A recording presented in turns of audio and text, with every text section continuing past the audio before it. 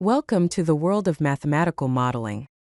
In this video, we will explore the fascinating connection between the real world and the language of mathematics. Prepare to discover how we can use equations and models to describe and understand the world around us.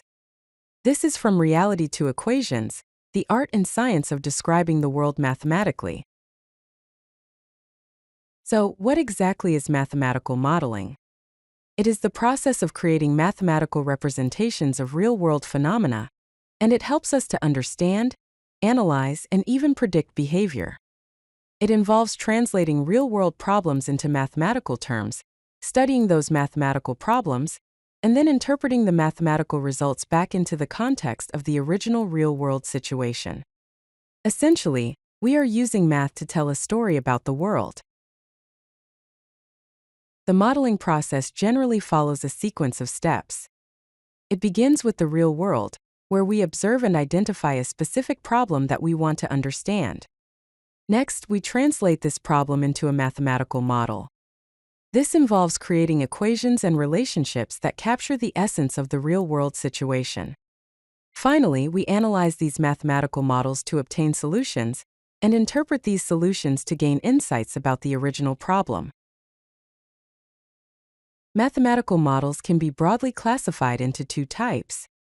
The first is deterministic models, which produce precise outcomes based on exact relationships. Given a set of inputs, a deterministic model will always produce the same output. The second type is stochastic models, which incorporate randomness and uncertainty. In stochastic models, the outcomes are not fixed but rather follow probability distributions. This allows us to account for unpredictable factors in the real world. Let's consider a real-world example: population growth. How does a population grow over time in ideal conditions? This is a question that can be addressed using mathematical modeling. A simple model for population growth is the exponential growth equation p of t equals p subscript 0 multiplied by e to the power of r times t.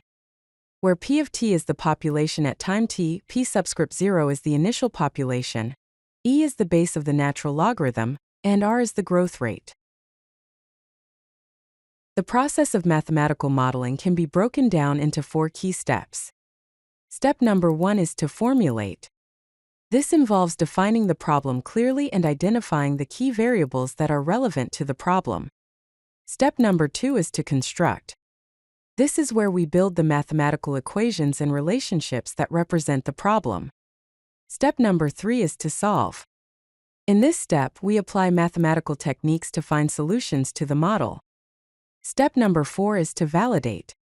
This involves testing the model, refining it, and ensuring that the solutions make sense in the context of the original problem. Mathematical modeling has a wide range of applications across various fields of study.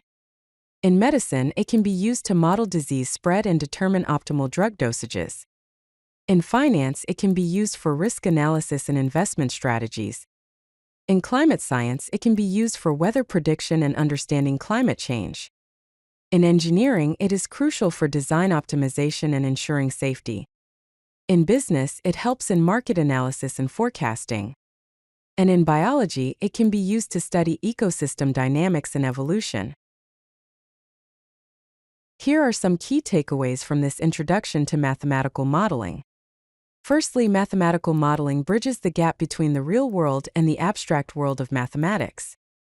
Secondly, it is both an art, requiring creativity and intuition, and a science demanding rigor and precision.